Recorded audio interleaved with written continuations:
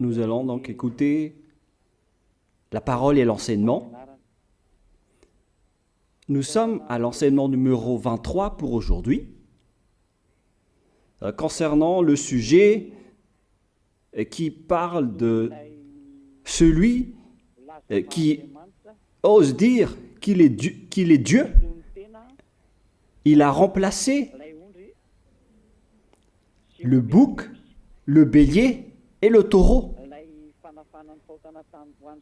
qui étaient destinés pour l'expiation des péchés des enfants d'Israël, selon Lévitique 16. Dans Lévitique 16, nous voyons donc les béliers, les boucs et les taureaux pour l'expiation des péchés des enfants d'Israël, une fois chaque année. Et c'est ce schéma que nous allons vous enseigner en ce moment. En fait, j'ai déjà donné cet enseignement, mais je le rappelle aujourd'hui. Cette situation contredit directement la parole du Père Yahva, le Dieu d'Abraham, selon Deutéronome 4.2. Ne rajoutez rien et ne retranchez rien aux paroles. C'est dans Deutéronome 4.2 et aussi dans Deutéronome chapitre 13, à partir du verset 1, ou Deutéronome 12, 32. Nous allons donc lire maintenant Deutéronome 12, 32, car nous avons déjà vu autrefois le Deutéronome 4.2. Donc dans Deutéronome 12, 32, vous observerez et vous mettrez en pratique toutes les choses que je vous ordonne. Vous n'y ajouterez rien et vous n'en retrancherez rien. Voilà donc dans le Deutéronome 12, 32. Et dans Deutéronome 4.2, je vais répéter, Deutéronome 4.2, vous n'ajouterez rien à ce que je vous prescris et vous n'en retrancherez rien, mais vous observerez les commandements de Yahva, votre Dieu, tels que je vous les prescris. Cette parole précise bien alors que il ne faut pas rajouter ni retrancher les paroles que je vous ai données. De quelles paroles parle-t-on? Nous allons lire Lévitique chapitre 16 pour voir quelles sont les lois d'expiation des péchés pour les enfants d'Israël. Les voilà.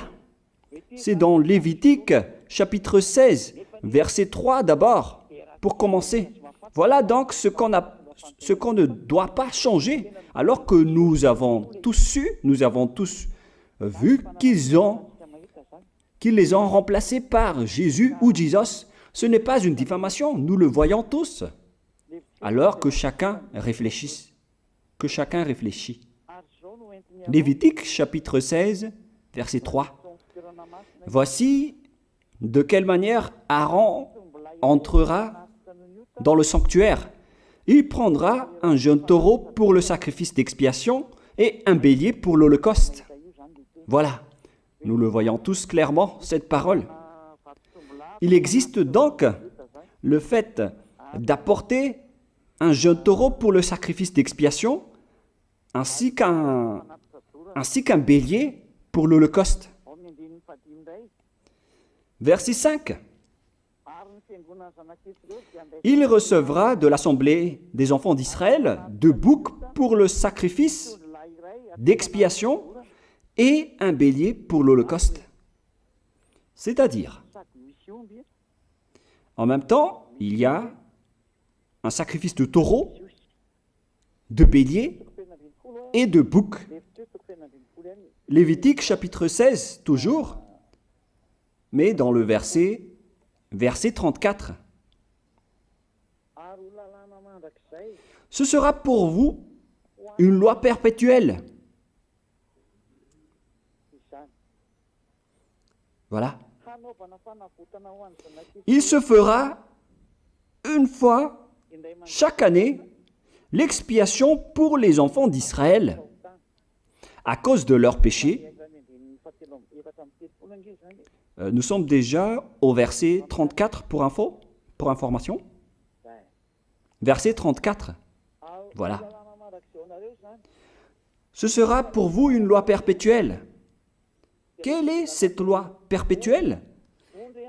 C'est le fait de sacrifier les béliers, les boucs et les taureaux qui vont être tués pour sacrifice, pour l'expiation des péchés des enfants d'Israël. Selon le verset 34, ce sera pour vous une loi perpétuelle.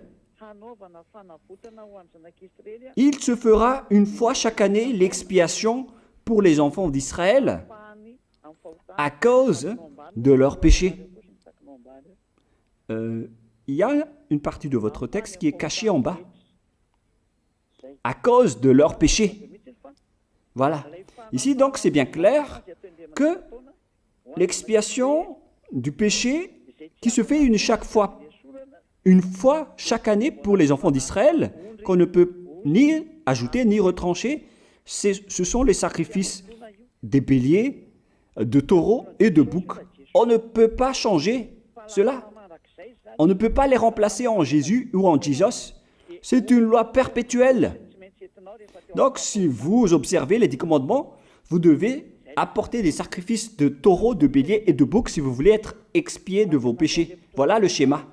Alors que, en réalité, la situation pour les religieux étranges, on ne voit pas ce qu'il veut en venir, mais ils ont osé intégrer Jésus ou Jesus pour remplacer le bélier, le taureau ou le bouc. Et ce sont eux-mêmes qui le confirment jusqu'à aujourd'hui. Nous voyons tous donc ici que Jésus ou Jesus n'est qu'un imposteur, un hors-la-loi. Et les hors-la-loi sont des envoyés du diable. Le diable, il a commis le péché depuis le commencement. Ce sont des transgresseurs de la loi. Donc c'est prouvé ici que Jésus est un hors-la-loi. Nous allons lire la parole, poursuivre, dans 1 Jean, chapitre 3. 1 Jean, chapitre 3, à partir du verset 4. Quiconque pêche transgresse la loi, et le péché est la transgression de la loi. Voilà, c'est bien clair que c'est le péché qui est la transgression de la loi. Un pécheur, donc, c'est un transgresseur de la loi.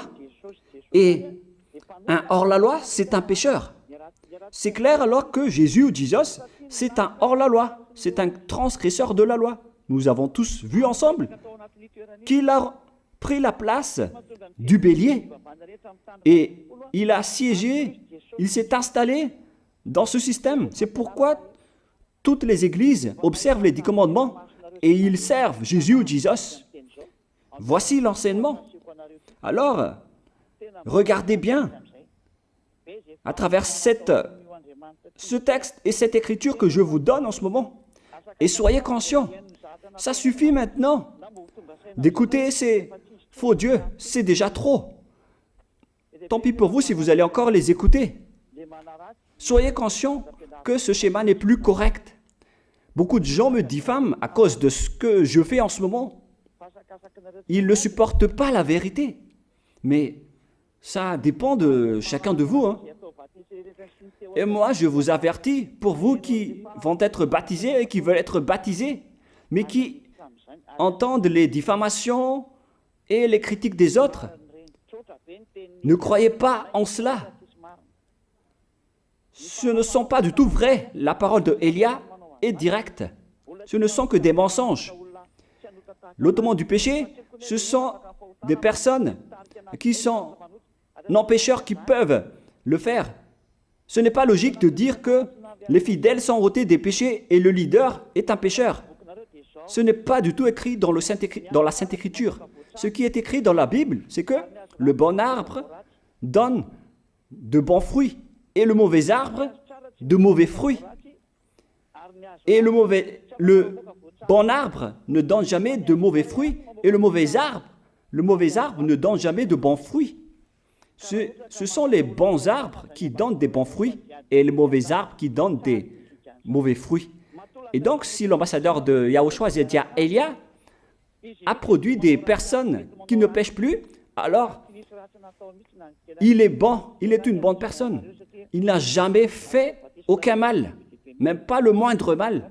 Voilà donc la leçon pour vous, car dans le cadre de ce baptême qui va arriver, il y a beaucoup de diffamation et de critiques. Donc je vous conseille de ne pas écouter cela, car ce n'est pas du tout la vérité. Ils font ça juste pour diffamer et blâmer la bonté de Yahushua, alors ne les suivez pas. Donc là, on voit bien que ce n'est pas de la diffamation. Nous avons tous vu ensemble. Je vous ai donné la parole. On a tous écouté et vu ensemble. On a jugé ensemble. Est-ce que ce Jésus ou Jésus a fait la vérité? Est-ce qu'il a dit la vérité ou pas? Si nous avons vu le livre de Moshé, venant du Dieu d'Abraham, qui a dit « Ne rajoutez pas et ne retranchez pas à ma parole ». Nous avons vu alors que ils ont remplacé par ce Jésus ou Jésus les sacrifices d'expiation du péché, en disant après que c'est ce dernier qui ôte les péchés. Ce n'est pas du tout vrai. Celui qui peut ôter les péchés selon les 10 commandements, c'est le bélier, ou bien le taureau, ainsi que le bouc. Ce sont ces bêtes qui peuvent ôter les péchés. Quelle est alors la raison pour laquelle les religieux sont entrés dans ce mauvais schéma? Car c'est vraiment un schéma qui transgresse la loi. Car ils ont contré bêtement le livre du Lévitique chapitre 16.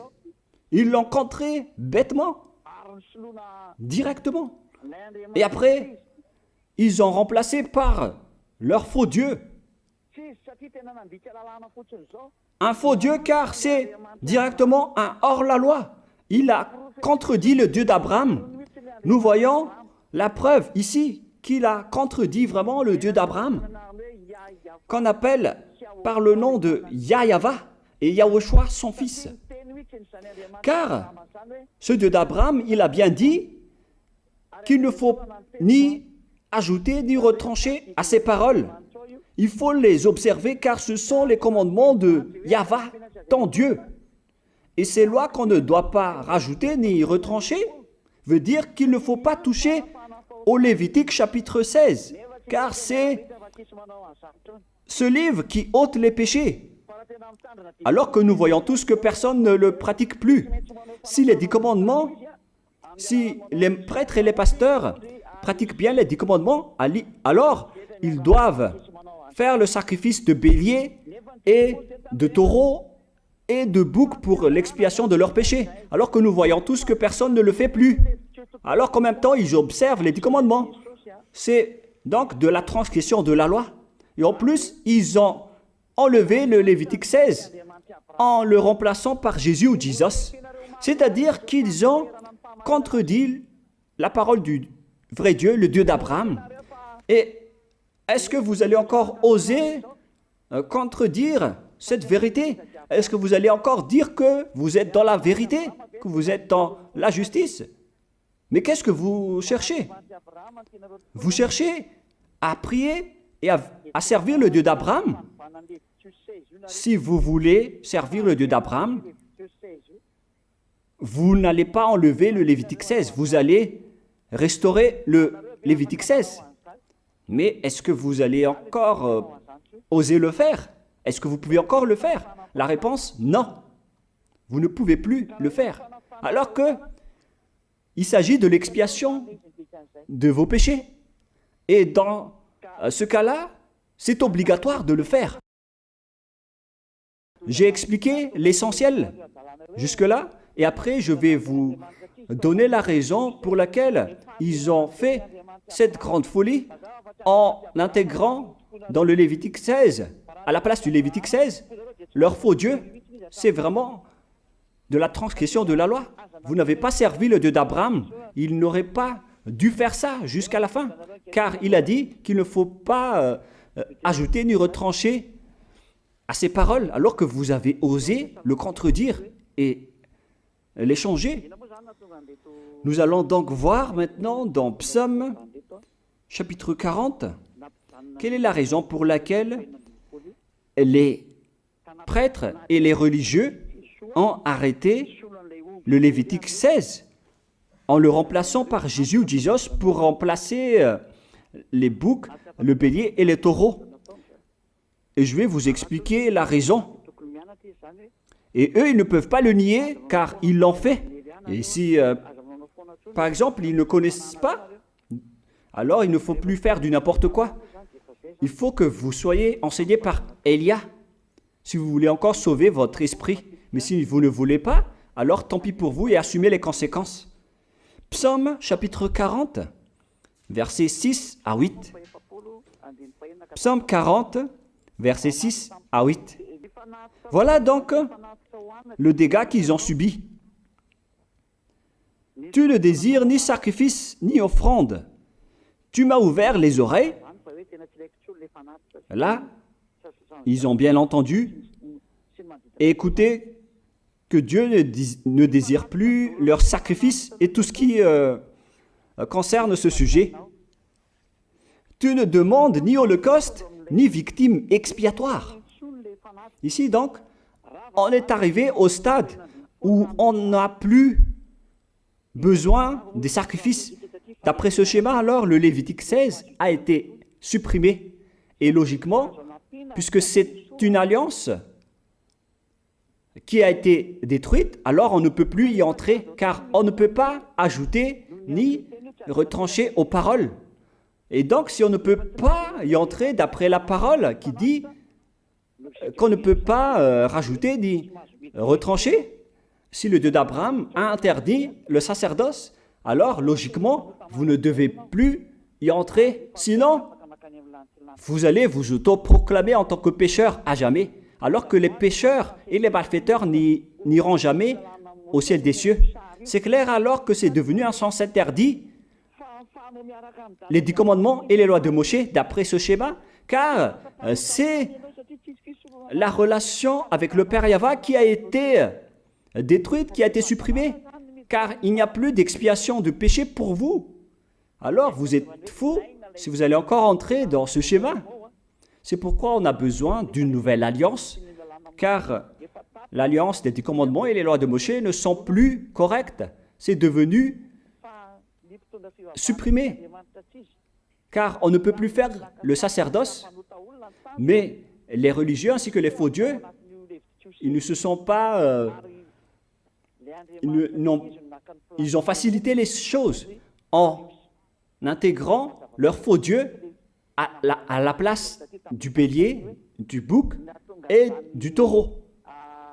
Et voilà, c'est bien clair. Et d'après eux-mêmes, ils ont dit que l'intégration de Jésus ou de Jesus, c'est d'après ce livre des psaumes.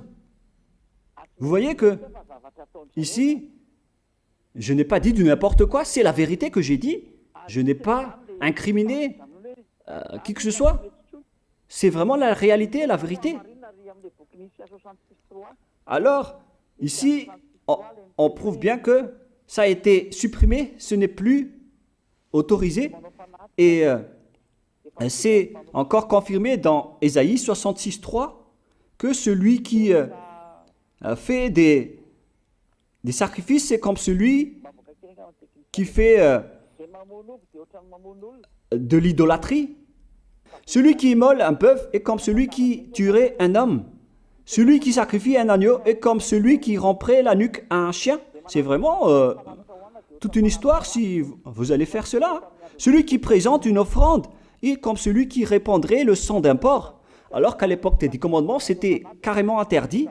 Celui qui brûle de l'encens est comme celui qui adorait des idoles. Ici donc, toutes les sortes de sacrifices ont été bloqués. C'est devenu interdit. C'est pourquoi le faux Dieu est entré dans Lévitique chapitre 16. Alors qu'ils n'ont pas du tout vu de leurs yeux qu'on ne peut pas ajouter ni retrancher aux paroles. Ils n'ont jamais vu et connu ces paroles. Il a fallu attendre l'arrivée de Élia pour vous montrer toute la vérité, pour vous montrer toutes les vraies paroles. Alors, il faut suivre Élia. Suivez Élia. Et c'est ce terme qui dit de suivre Élia que les gens ne supportent pas du tout. Mais qu'est-ce que je vais dire d'autre? Je vais vous dire de suivre qui? Alors que vous êtes tous pécheurs. Est-ce que vous allez suivre les pécheurs pour aller en enfer? Vaut mieux suivre Élia, car ceux qui l'ont suivi ne pêchent plus. C'est quoi le problème? Si c'est de la jalousie, alors vous n'êtes pas du tout sage. Mais si vous êtes sage, vous devrez être content en m'écoutant. Si vous cherchez ce Dieu d'Abraham, vous devez être très content en dansant à la maison en disant « Merci Élia, voilà ce que j'attendais ». Au lieu de dire des colères et de la haine, moi je vous donne de la parole de l'amour pour vous sauver. Alors sachez bien écouter. Et après, ils l'ont continué dans 40, verset 7 maintenant. Alors je dis, voici je viens avec le rouleau du livre écrit pour moi. Verset 8, je veux faire ta volonté, mon Dieu, et ta loi est au fond de mon cœur. Et eux, ils ont pris cette parole en disant que nous avons vu ce terme de rouleau du livre. Et directement, ils ont dit que on doit intégrer dans les 10 commandements le Fils du Très-Haut qui s'appelle Yahushua. Ils l'ont intégré dans les 10 commandements. Pour vous qui sont dans le mauvais sens, vous l'appelez Jésus. Vous avez intégré dans les 10 commandements votre Jésus, mais Yahushua n'entrera jamais là-dedans car c'est vraiment interdit, c'est un tabou. Le sens du rouleau du livre que Yahushua a parlé ici, c'est qu'on parle de son histoire dans le Sefer Torah juif. C'est-à-dire que le Sefer Torah juif a parlé de lui.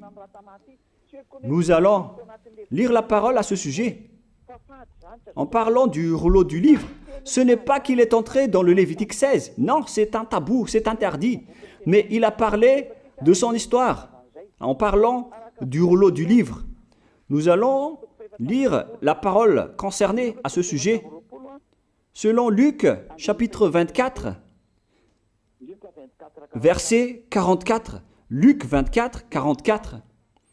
Puis il leur dit, « C'est là ce que je vous disais lorsque j'étais encore avec vous,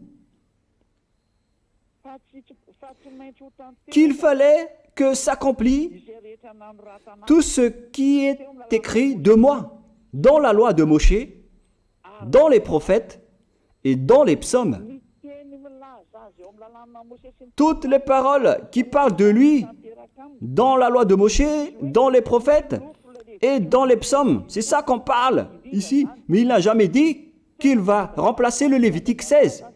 Au contraire, c'est un tabou, c'est un blasphème devant le Père Yahva, qui a déjà dit qu'il ne faut jamais ajouter ni retrancher ses paroles. Donc, les paroles qui parlent de lui, ce sont les paroles de la nouvelle alliance qu'il va instaurer, qu'il va exécuter. La raison pour laquelle il sera crucifié, c'est qu'il va instaurer la nouvelle alliance en versant son sang. Voilà de 1. Maintenant, nous allons lire le livre de Jean 5, 46. Jean 5, 46.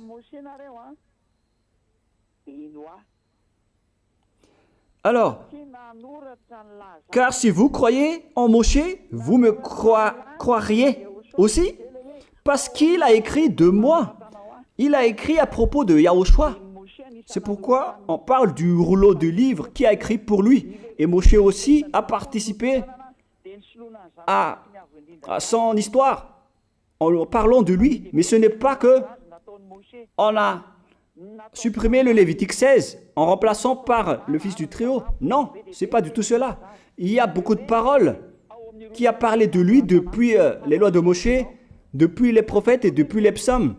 C'est pour ça qu'on parle du rouleau du livre qui a écrit à propos de lui. Mais ce n'est pas que vous allez supprimer le Lévitique 16 en le remplaçant par le fils du Très-Haut. C'est vraiment une abomination de votre part.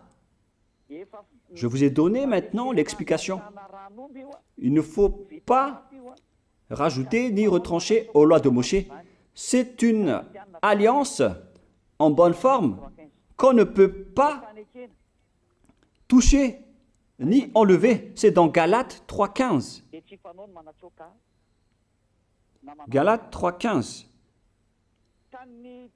Une disposition en bonne forme ne doit pas être changée ou transformée.